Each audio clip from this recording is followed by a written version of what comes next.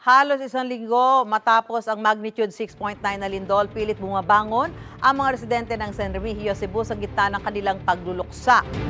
Gaya ni Adonis Cabahog na taga-barangay Lambusan, pumanaw ang kanyang 86 anyos na lola matapos madaganan ng gumuhong pader ng kanilang bahay. Si Mang Robinson naman na taga-barangay Gaway-Gaway, hindi pa batid kung paano muling itatayo ang bahay.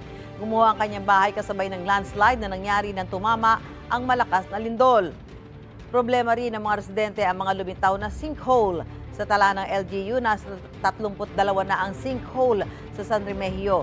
Ayon sa PHIVOLCS, ire-refer ang mga ito sa Mines and Geosciences Bureau. Sabi pa ng PHIVOLCS, patuloy ang kanilang pagsusuri sa nadiscovering fault sa Bogo City na epicenter ng magnitude 6.9 na lindol sa Cebu.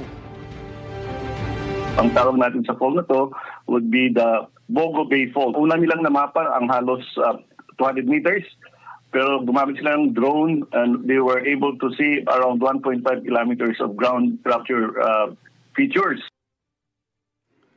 Gusto mo bang mauna sa mga balita?